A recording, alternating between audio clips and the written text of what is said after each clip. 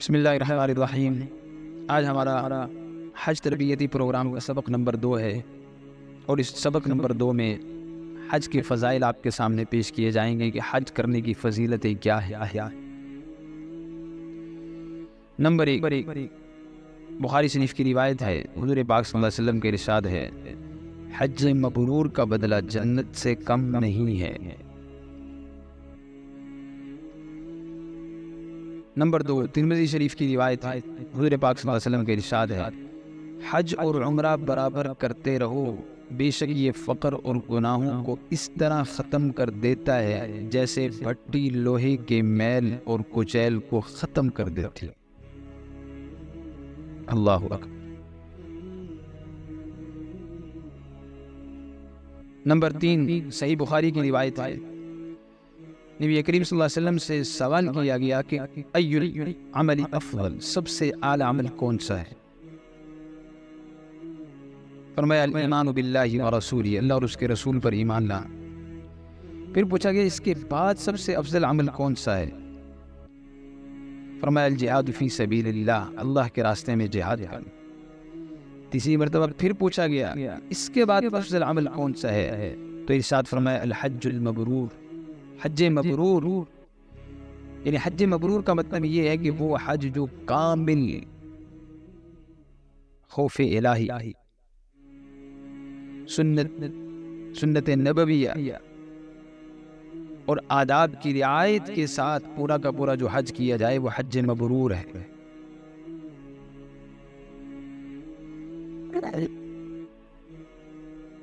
Number 4، بخاری شریف کی روایت ہے، نبی کریم صلی اللہ علیہ وسلم نے ارشاد فرمایا جس شخص نے اللہ کی رضا کے لیے حج کیا اور اس حج میں وہ شہوت والے کام اور شہوت والی باتیں اور لڑائی اور جھگڑے سے بچا رہا، تو فرمایا کہ وہ حج کر کے ایسے لوٹے گا جیسے اس کی ماں نے اسے آج ہی جانا ہے، وہ ایسے گناہوں سے پاک۔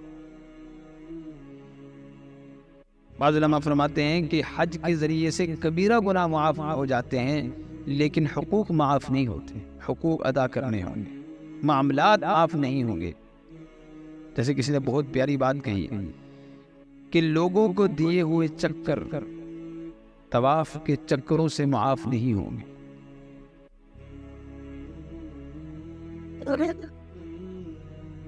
نمبر 5، ایک شخص حضور پاک صلی اللہ علیہ وسلم کے پاس آئے اور پوچھا کہ یا رسول اللہ حج کیسا ہونا چاہیے،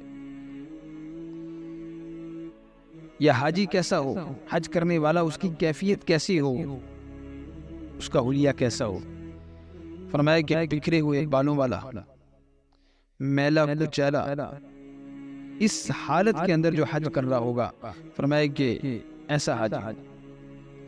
پھر دوسرے نے سوال کیا کہ افضل حج کون سا ہے؟ آپ صلی اللہ علیہ وسلم نے ارشاد فرمایا کہ جس حج میں تلبیہ کو بلند آواز سے کہا جائے اور ہدی یعنی قربانی کے جانور کا خون بہایا جائے۔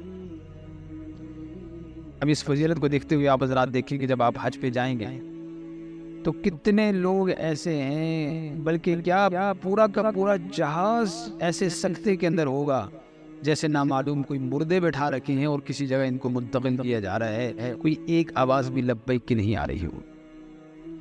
اور پھر یہ سکوت کا ماحول اتنا حاوی ہو چکا ہے کہ 2، 4، 8، 10 افراد جو لبیک کہنے والے ہیں، یہ ماحول ان پر ایسا غالب آتا ہے کہ وہ بھی چند لمحے کہنے کے بعد خاموشی اختیار کرتے ہیں۔ اس لیے یاد رکھیں کہ حج کے لیے احرام باندھنے کے بعد اختتام تک سب سے بڑا ذکر اور بڑی دعائیں ہیں، مختلف دعائیں لوگ تلاش کرتے ہیں، فلاں جگہ کیا دعا پڑھیں، فلاں جگہ کیا دعا پڑھیں، فلاں جگہ کیا دعا پڑھیں۔ سب سے بڑی دعا، سب سے بڑا وہاں پہ مرتبہ، وہ سب سے بڑا ذکر وہ یہی ہے، لبیک اللہم لبیک، لبیک لا شریک لک لبیک، ان الحمد والنعمت لک والملک لا شریک لک۔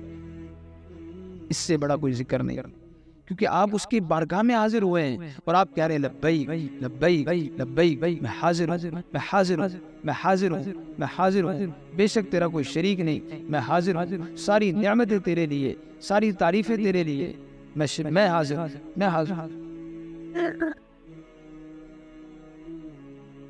ایک بزرگ کے بارے میں آتا ہے کہ وہ وہاں پہ بیت اللہ کے پاس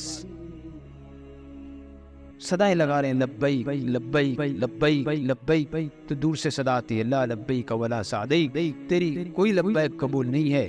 تو ایک نوجوان کو وہ آواز سنائی دیتی ہے، وہ اس بزرگ سے کہتے ہیں آپ نے یہ آواز سنی؟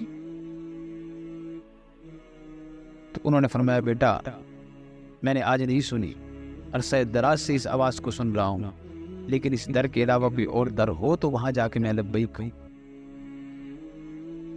تو فرمایا کہ ہم نے تیری آج کی بھی قبول کرنی، پچھلی بھی ساری قبول کر۔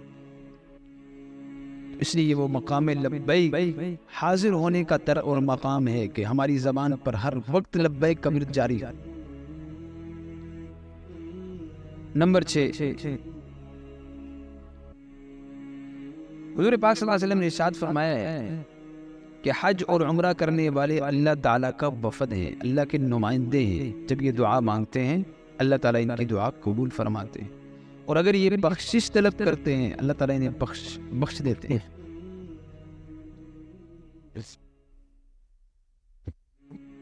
نمبر 7،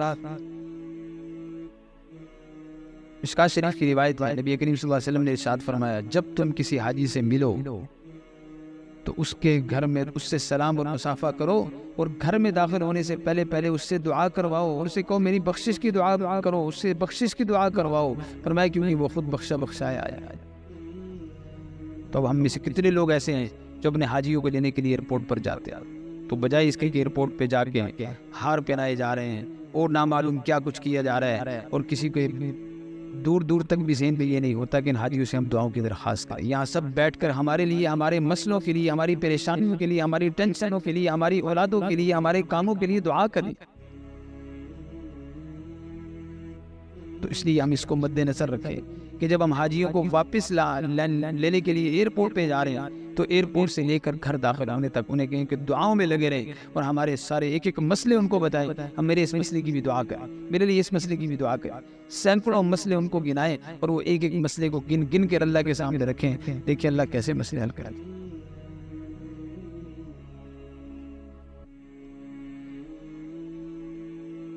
نمبر 8، مشکوٰۃ شریف کی روایت ہے، نبی کریم صلی اللہ علیہ وسلم نے ارشاد فرمایا جو شخص حج عمرہ یا جہاد کرنے کے لیے اپنے گھر سے نکلا اور پھر وہ راستے میں انتقال کر گیا، فرمایا اللہ تعالیٰ اس کے لیے قیامت تک حج عمرہ اور جہاد کا ثواب مسلسل لکھتے رہیں گے۔ اللہ اکبر، کیا سعادت ہے۔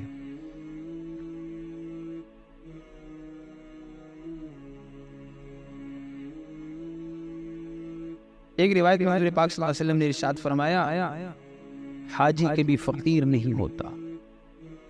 اس لیے اس کی حدیث کے پیش نظر میں آپ سے یہ درخواست کروں گا کہ جتنی رقم ہم اپنی استطاعت اور طاقت کے مطابق یہاں سے لے گئے اب اسے واپس نہ لیں، بچ گئی ہے وہاں خرچ کر، وہاں کھلا دیں، حرمین کے فقراء کو دے دیں، حرمین کے مساکین کو دے دیں۔ اور یاد رکھیے یہ عملی تجربہ بتا رہا ہوں کہ جو رقم بھی آپ وہاں سے بچا کے لائیں گے وہ یہاں پر آپ نے کسی کام نہیں آئی، ضائع ہو جائے گی لیکن آپ کے کام نہیں آئے گی، کسی فضول کام میں لگ جائے گی، آپ کے کام نہیں آئے گی، کیونکہ آپ نے کائنات کی سب سے اعلیٰ جگہ سے ایک رقم بچائی ہے، تو یہاں پر آ کے آپ اپنے گھر میں اس سے اعلیٰ کس کام میں خرچ کر سکتے، وہ نہیں ہو۔ یہ بڑا مضبوط تجربہ ہے کہ جو رقم آپ یہاں سے اپنی ایک استطاعت کے مطابق لے گئے اب وہاں بچانے کے چکر میں نہ رہیے گا، بلکہ اس رقم کو آخری دن تک تقسیم کر کے اس پوری کی پوری رقم کو ختم کر کے واپس آئیں۔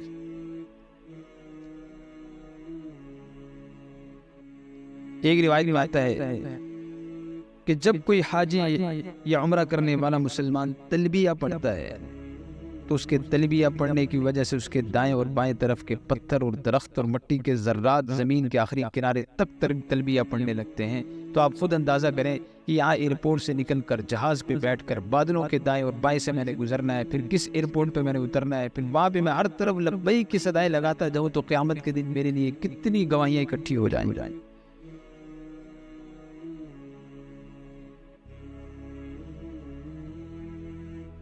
تو اللہ تبارک و تعالی ہم سب کو کامل فضائل حاصل کرنے کی توفیق عطا فرمائے۔